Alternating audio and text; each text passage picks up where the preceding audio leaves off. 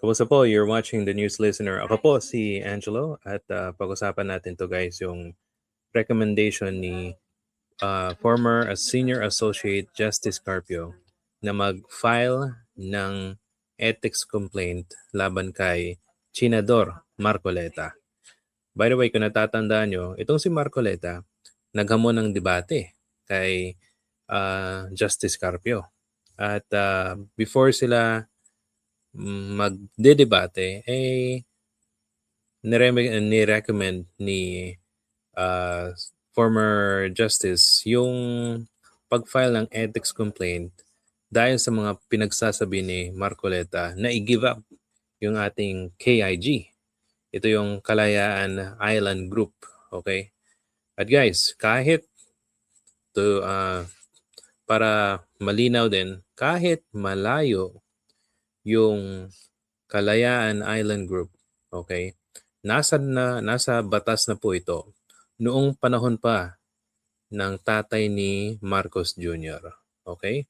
Kapareho din yan ng nung Hawaii. Yung Hawaii ay nasa gitna ng dagat Pasifiko. Okay? At teritoryo yan ng Estados Unidos, di ba? Kahit malayo yung Hawaii sa mainland ng Amerika, nasa batas po nila na ito yung kanilang teritoryo. Ganun din yung Alaska. Kasi yung Alaska, na-sandwich siya ng Russia tsaka ng Canada. Okay? Malayo din doon sa mainland ng Amerika. So, ganong same principle na meron silang batas at pinapatunay na ito yung teritoryo nila. Ganun din sa Kalayaan Island Group. Okay? So, panoorin natin to galing sa DZMM. We'll see kung anong mga recommendations na panagutin itong Chinador na to ni si Marcoleta. At siguro sa mga nagtatanggol, di ba? Sa ginagawa ng Chinese government sa ating mga fishermen at mga tropa natin doon sa West Philippine Sea. Okay, so let's watch this. Nagtatanong na nga po di po ba tantamount to treason na yung ganito na ang isang mambabatas ay parang halos ibigay na yung dapat pag-aari ng Pilipinas. Parang tumatalikod na doon sa dapat pagprotekta niya sa kalayaan ng bansa. Can you give us your opinion on this, please? Yeah, the crime of treason exists only during wartime. Mm-hmm. So, peacetime tayo ngayon, we are not at war with China. Mm-hmm. There can be no crime of treason under the revised penal. Okay, so bale, sinabi ng anchor doon sa DZMM na parang treason na to. At tinanong si Justice Carpio kung pwede. So, sa batas na napakatanda na, sabi ni Justice Carpio na walang treason law. It only applies kung merong gera. So since walang gera, hindi natin mapaparusahan ang mga traidor gamit itong law na to. So natatandaan ko, napag-usapan ko last time na sana yung ating Kongreso, yung Senado tsaka yung House of Representatives ay sana gumawa na sila ng batas o i-amend nila yung treason law para mapanagot naman natin itong mga nagtatanggol doon sa mga katulad ng bansang nananakop sa ating teritoryo. Mas pinapanigan pa nila yung bansa na yon kaysa sa bansa nila. Okay? Continue. Code, no? Mm-hmm. However, if you are a public official, nakalagay dun sa Code of Conduct for government employees, you must be loyal to the Republic of the Philippines. Mm-hmm. Yeah. So, etong sinasabi nila na hindi naman sa atin yung island. So by the way guys, klarong-klaro yung sinabi ni former justice na dapat loyal sila sa ating bansa, which means they must uphold yung constitution at yung mga batas na narito. Kaso anong ginawa ni Marcoleta? Di ba parang okay lang sa kanya ibigay? So binabaliwala niya yung mga batas na nagpapatunay na itong KIG ay teritoryo ng Pilipinas at meron tayong West Philippine Sea.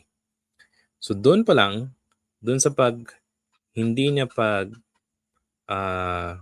paggamit o pagkilala ng batas natin dito sa ating bansa, malaking kasalanan na yon sa konstitusyon natin.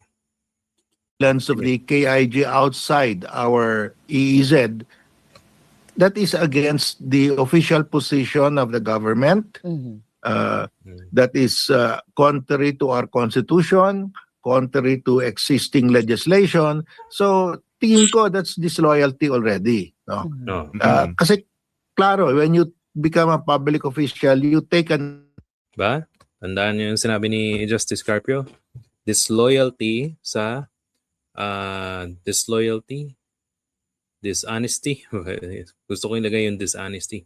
So disloyalty sa Republika ng Pilipinas. Itong mga senador na to. Oath to defend the Constitution. And nakalagay sa Constitution, the state shall protect its exclusive economic zone. Its marine wealth in its exclusive economic zone. So that is the violation there. Disloyalty to the Republic. Nakalagay yan sa... Oh, yan. Disloyalty to the Republic. Ayon kay Justice Carpio, nakalagay daw sa Code of Conduct na dapat yung every public official should protect and uphold the Constitution and any law that it holds. O, di ba? Klarong-klaro. O, sige. Code of Conduct for government employees. But because hindi naman po sila, halal sila ng bayan, they don't fall under CSC, di po ba? Ang lagi sinasabi po sa amin is, it's the Committee on Ethics sa Senado na didinig nitong ganitong mga cases. Yes, dapat there should be a complaint. Yes, there should be a complaint filed. Opo. Yeah. Pero kung wala pong magfa-file, wala po ba silang kapangyarihan na parang motu proprio na pag-usapan natin ito dahil nga labag ito sa ating konstitusyon? Okay, so sabi ni former justice na dapat may mag-file ng ethics complaint. Okay, ang problema natin naman si JV Ejercito yung chairman ng ethics committee. Tapos mayroong mga ethics complaint na pending hanggang ngayon hindi pa nare-resolve. Ang pinakamatindi ethics complaint laban kay Chis Escudero. Pero hanggang ngayon, wala pa rin nangyayari. So pagkakatanda ko, hinintay daw na yung membro ng minority masasali. Okay? Sasali doon sa committee. Kasi merong majority members at minority.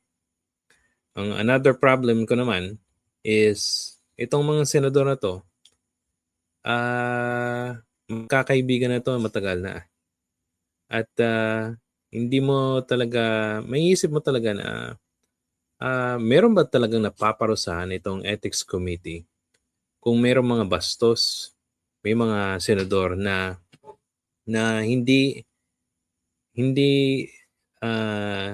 ina-uphold yung konstitusyon at ang ating mga batas. Yun, wala akong narinig ni isa.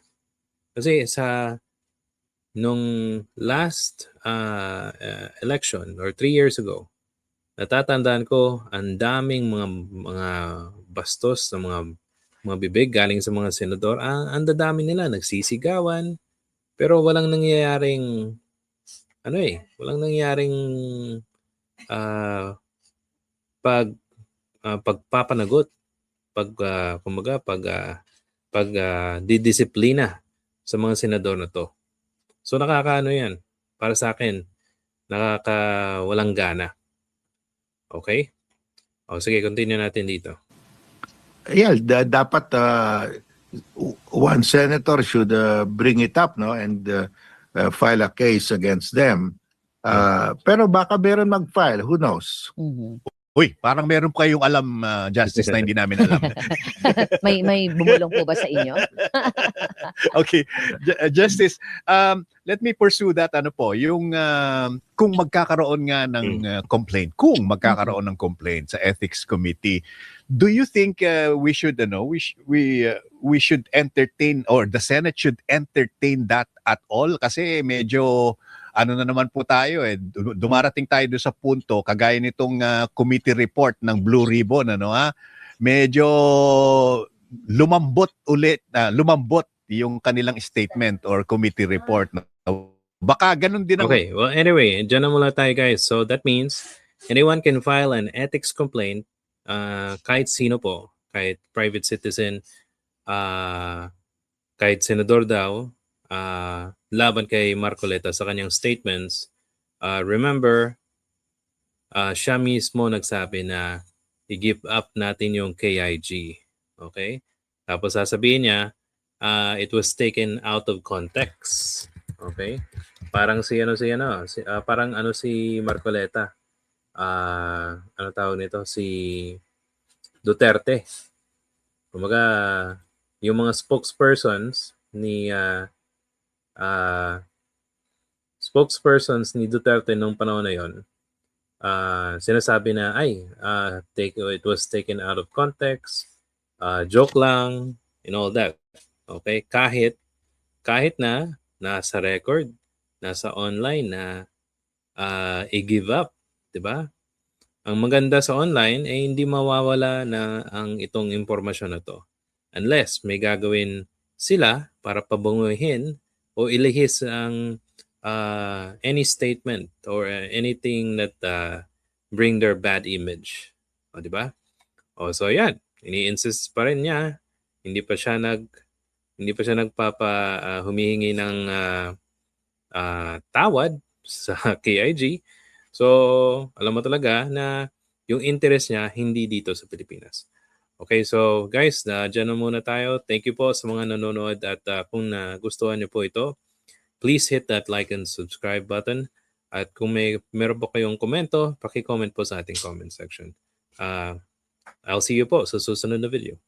Thank you.